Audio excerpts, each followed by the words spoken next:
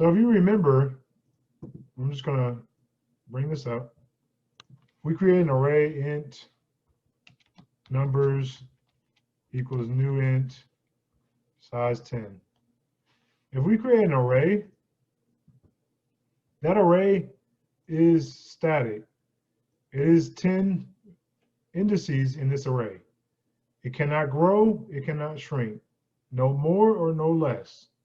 You can't add another indice, you can't subtract one, right? Now it's really good, it's really efficient in memory, right? And these are added into memory sequentially, so that you can access them sequentially, and it's very fast to access them, right?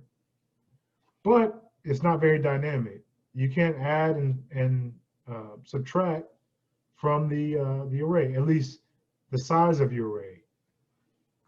An array list, on the other hand, you can.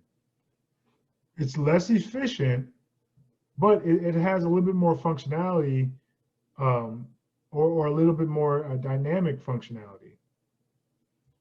So again, we remember arrays, you cannot be changed once initialized. The size is set. There is no built-in clear method. You cannot just clear your whole array. There are no built-in methods like that. You have to create it yourself. Plus, there's no built-in search method. Remember, we had to search through the array ourselves. Array lists, on the other hand, they can be added, removed, and modified, the items themselves. There is a built-in clear method, which would basically empty out your array list. And there's a built-in search method that you can use to search your array list. So here's how you would declare an array list, all right, versus an array. So an array, we do like this. The data type, the name equals new data type size. An array list, on the other hand, when you create an array list, by default, the size is 0. You haven't added anything to it. And if we want to create an integer array, we don't use int. We have to type out the full name. So if we want to create an integer array list, we would say array list, open caret, or greater than symbol, or less than symbol, I think. Less than, greater than. Less than symbol, I believe. And then we have to type out integer, greater than symbol, then our name. So array lists are a little bit different. You say array list, and you have to type out integer. If we want to do a double, we have to type out double. We have to type out double. String is still a string, so that doesn't change. But for doubles and integers, you have to type out the whole thing. Plus, you also need to import java.util.ArrayList. You also have to import that as well. All right. So this is how you would create an array list of integers. Okay. So we'll go from here.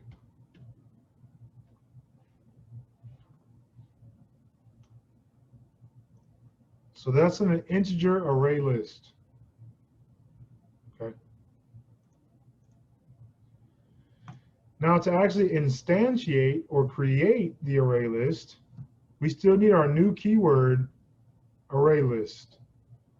Less than, open than, greater than, and then open parenthesis, close parenthesis. You don't necessarily need these two less than, greater than symbols. You can just do the parentheses. So I would do numbers equals new array list, open close parenthesis. So this actually creates the array list. So if we visualize this, what are we talking about? Import java.util. So you see it skips over this line because basically we're just declaring it. we haven't actually created that variable yet. We haven't created the numbers. The next line actually creates the numbers array list. All right. This line actually creates it.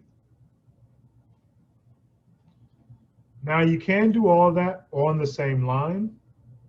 So in array list, integer scores equals new array list, or double prices equals new array list. You can do all that on the same line, just like an array. So we go back here, I can put all of this on the same line. Array list integer numbers equals new array list. So if I visualize this, you see it creates everything on the same line. It only takes one line to do this. And it just depends on your use case, how you want to declare that variable or that array list. So how do we add to our array list? Basically, we do the name of our array list dot add, and whatever item we're trying to add. So for example, let's say we have array list integer scores equals new array list. That creates our scores array list. If I do scores.add 14, it's going to add 14 at index 0. If I do scores.add 27, it's going to add 27 at index 1. If I do scores.add 7, it's just going to keep adding them one after another. And you see our array list grows in size. Right? It's not static. We don't have exactly 5 things to add to the array list like we did with our array. We can just keep adding to our array list as we see fit, and it'll keep growing. All right. Does that make sense? Array lists are not static. They keep growing, and you can keep adding to them. So I do scores dot, basically you just do dot add. So now how do we remove from an array list? Again, we do list dot remove. And then we remove whatever index we're trying to remove. So for example, if I want to remove the number at index 2, I'll do scores dot remove 2. And it removes index 2, not the number 2. So 0, 1, 2. It's going to remove that 7 right there. And you see everything else shifts to the left. We go back again. I do remove index 2. 15 and 64 are going to shift to the left. So now 15 becomes 2. 64 becomes 3. All right.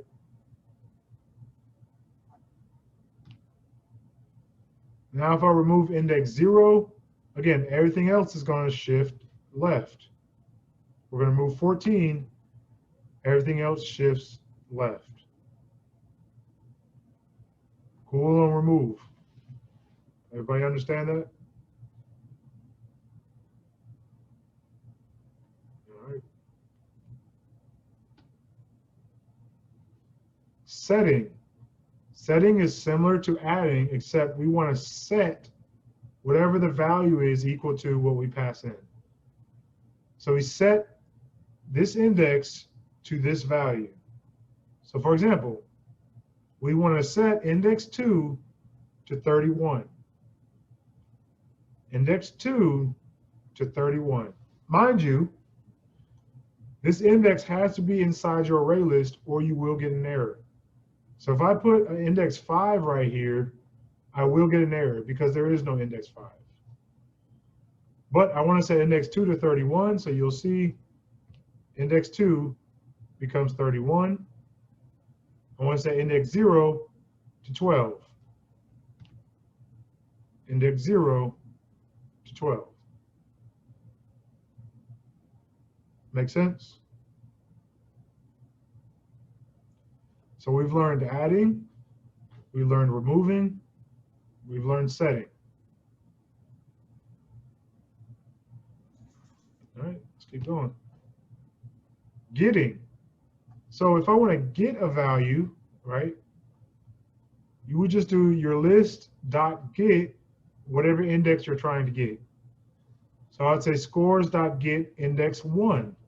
That's going to return a 15. Scores dot get index 2 is going to return 31. So getting is similar to arrays where we have int numbers equals new int size 10. And here we would say, let's say I want to get numbers at index 5, right? That's how you do it with an array.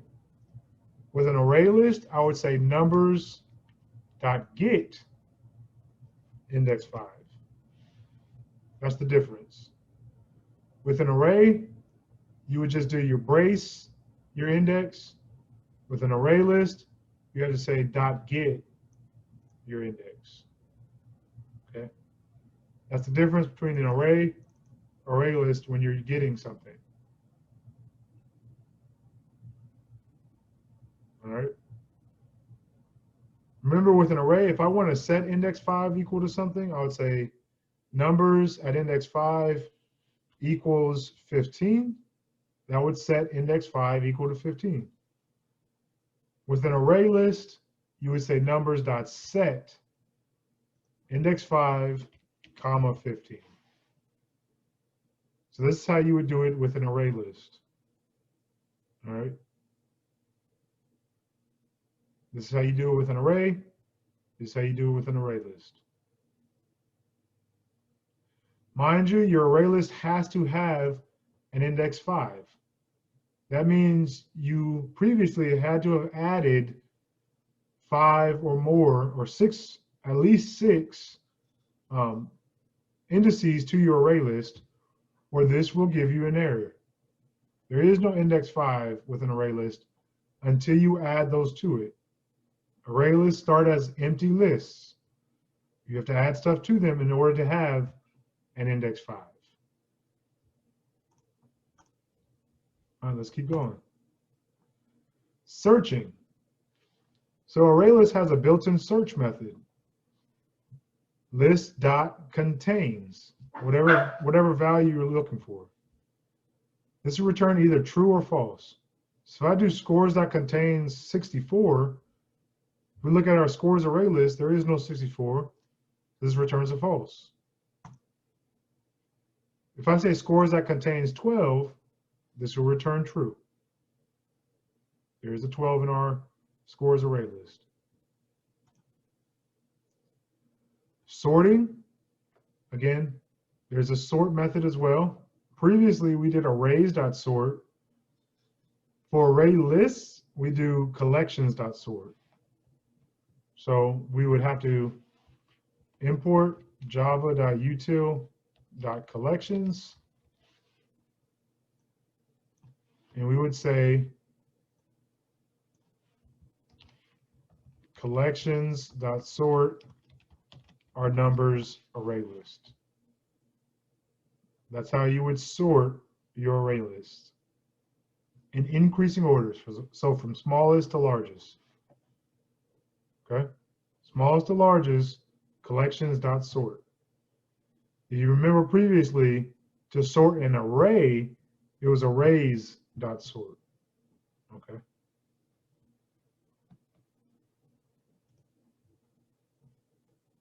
Again, this sorts in ascending order.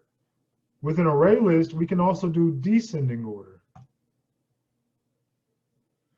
Basically, you do collections.sort, your list, and then comma, collections.reverse order. So we go back here, we do collections.sort, our array list, comma, collections.reverse order. Open, close parenthesis. And this would sort our array list in descending order. So from largest to smallest. Versus the other one, it sorts in ascending order. So from smallest to largest. You look back here.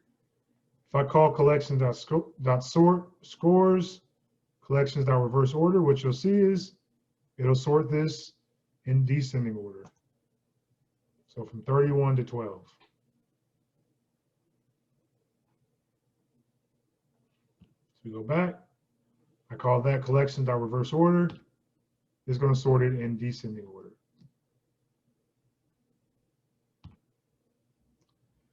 Next, we have a dot size method that returns the overall size of our array list. Similar to the dot length method, except for array list, we use dot size. So for this scores array list, if I call dot size, it's going to return 3. There are 3 indices in this array list. There's also a clear method that clears out the whole array list and deletes all your indices. So if I call scores.clear, it clears the whole array list. And that's it. That's it for today. Any questions about array lists?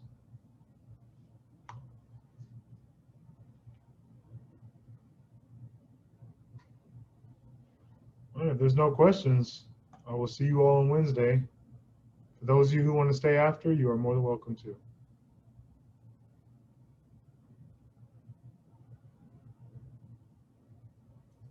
All right, you have a good day. You too.